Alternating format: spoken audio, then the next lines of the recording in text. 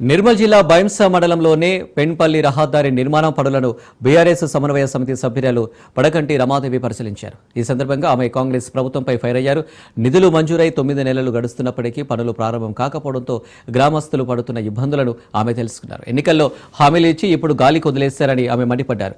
వారం రోజుల్లో రోడ్డు నిర్మాణ పనులు చేపట్టకపోతే గ్రామస్తులతో కలిసి నిరసన చేపడుతున్నామన్నారు ఆమె. అనంతరం ధాన్యం కొనుగోలు కేంద్రాన్ని పరిశీలించి మొలకెత్తిన ధాన్యాన్ని కొనుగోలు చేయాలని డిమాండ్ చేశారు.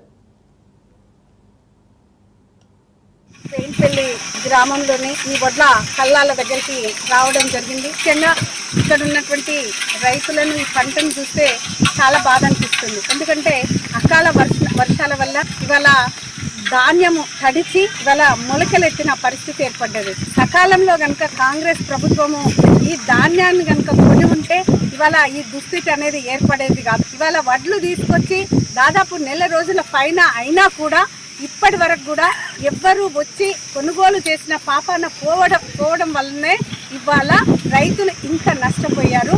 కాబట్టి మేము ప్రభుత్వాన్ని డిమాండ్ చేసేది ఏంటంటే, ఏదైతే పండిన పంట ఇవాళ మనం తీసుకొచ్చి ఇక్కడ పోసామో, ఏదైతే తడిచిందో ఆ తడిచిన ధాన్యాన్ని ఎలాంటి డబ్బులు కట్ చేయకుండా, అదేవిధంగా ఒక కింటాకు దాదాపు 5 నుండి 7 కిలోల వరకు ఇవాళ కట్ చేస్తున్నారు. కాబట్టి అది కూడా కట్ చేయకుండా మొత్తం ధాన్యాన్ని ప్రభుత్వమే కొనాలి, ఎలాంటి కటింగ్స్ పెట్టకూడదని చెప్పి ఇవాళ మేము బీఆర్ఎస్ పార్టీ తరఫున మేము డిమాండ్ చేస్తూ బైంసా మండలము పెయింట్పల్లి గ్రామంలో